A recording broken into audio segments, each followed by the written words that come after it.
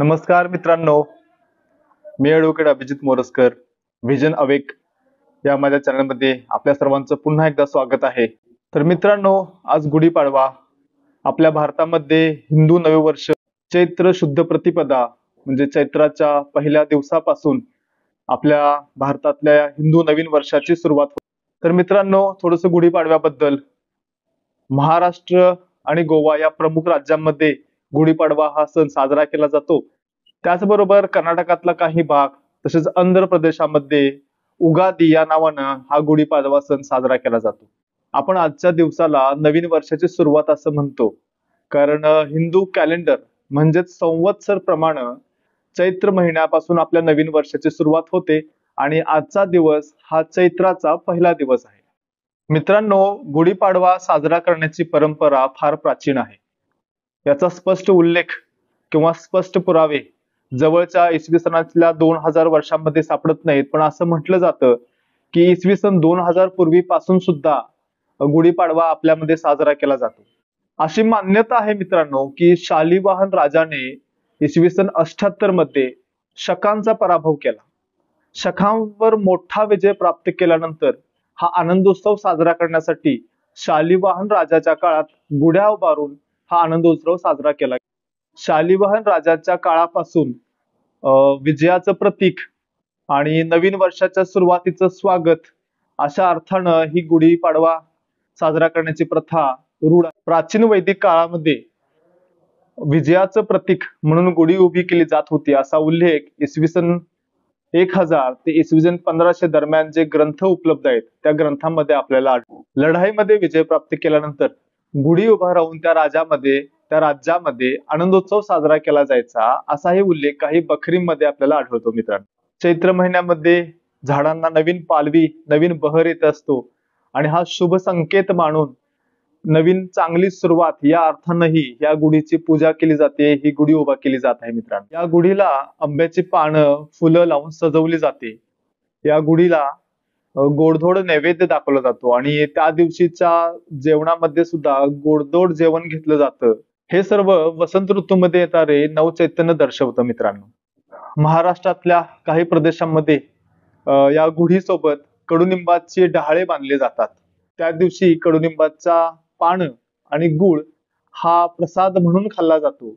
याचा थेट संबंध आयुर्वेदाशी आणि आरोग्याशी आहे. मित्रांनो, आणखी एक गोष्ट माझ्या समोर आली की काही लोक गुढीपाडव्याचा संबंध आपल्या छत्रपती संभाजी महाराजांच्या बलिदानाशी जोडतात.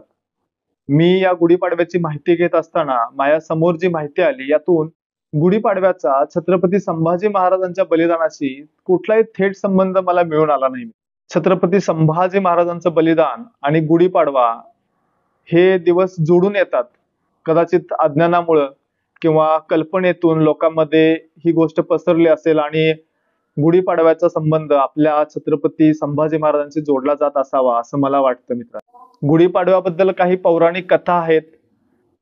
सृष्टीच्या निर्मितीनंतर कालगणना सुरू झाली आणि चैत्र महिन्याचा हाच तो दिवस होता ज्या दिवशीपासून कालगणना सुरू झाली, म्हणून हा गुढीपाडवा साजरा केला जातो असं ब्रह्मपुराणामध्ये आपल्याला याचा उल्लेख आढळतो. मित्रांनो, याचबरोबर आणखी एक उल्लेख आढळतो की पृथ्वीवर महाप्रलय आला होता.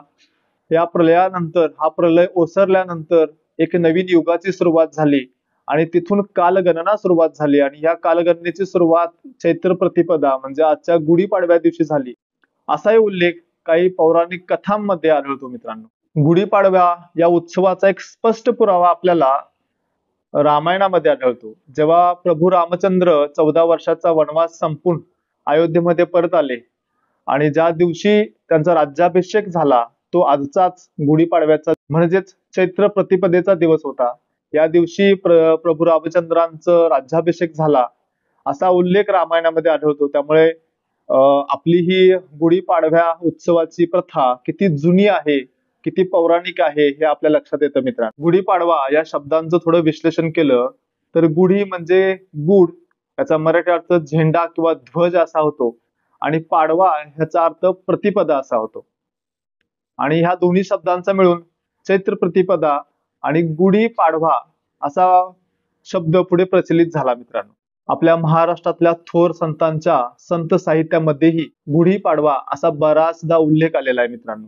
ज्ञानेश्वर माऊलींच्या ज्ञानेश्वरीमध्ये अधर्माची अवघी तोडी, दोषांची लिहिली फाडी, सज्जनांकरवी गुढी, सुखाची उभवी असा एक ओवी आल्याची आपल्याला दिसून येतं मित्रांनो.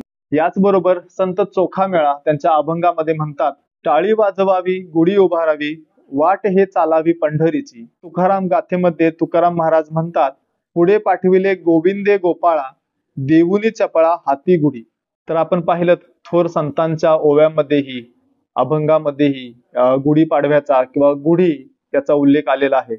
याचबरोबर शिवकालामध्ये शिवसाहित्यामध्ये त्यावेळच्या बखरीमध्ये सुद्धा आपल्याला गुढी या शब्दाचा किंवा गुढीपाडवा या उत्सवाचा उल्लेख आपल्याला आढळतो मित्रांनो. शिवचरित्र साहित्य खंड 1 या ग्रंथामध्ये गुढीपाडवा ही सर्व माहिती घेत असताना माझ्या असं समोर आलं मित्रांनो, गुढीपाडवा हा सण खूप प्राचीन काळापासून आपल्याकडे उत्सव म्हणून साजरा केला जात आहे. आणि या गुढीपाडव्याचा आपल्या छत्रपती संभाजी महाराजांच्या बलिदानाशी जो संबंध जोडला जातो तो चुकीचा आहे असा कुठलाही संबंध या पुराणांमध्ये किंवा लिखाणांमध्ये आढळून येत नाही असं मला वाटतं मित्रांनो. छत्रपती संभाजी महाराजांच्या बलिदानाचं स्मरण करून त्यांना कोटी कोटी वंदन आहे. गुढीपाडव्यापासून आपल्या हिंदू धर्मियांचं नवीन वर्ष सुरू होत आहे.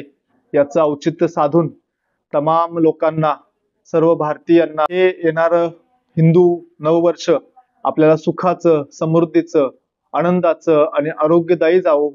याचबरोबर तुमच्या सर्व मनोकामना, तुमच्या इच्छा पूर्ण होत, तुम्हाला तुमच्या कार्यामध्ये यश मिळू दे अशा मी आपल्याला शुभेच्छा देतो. याचबरोबर मित्रांनो, उद्या रमजान ईद आहे, आपल्या मुस्लिम बांधवांचा सण आहे मित्रांनो. त्याकरता या माझ्या सर्व मुस्लिम बांधवांना ईदच्या हार्दिक हार्दिक शुभेच्छा. तर मित्रांनो, पुन्हा भेटूया एक नवा विषय घेऊन. माझा आजचा व्हिडिओ आपल्याला आवडला असल्यास माझ्या चॅनलला सबस्क्राईब करा. माझ्या चॅनलमध्ये बरीचशी माहिती देणारे मी काही अन्य व्हिडिओ बनवलेले आहेत, ते आपण पहा. माझे व्हिडिओ आपल्याला आवडल्यास आपल्या मित्रांना, आपल्या नातेवाईकांना शेअर करा. मी जे व्हिडिओ बनवत आहे त्याबाबत आपल्या काही सूचना असतील तर मला कमेंट बॉक्समध्ये नक्की कळवा मित्रांनो. जय हिंद, जय महाराष्ट्र.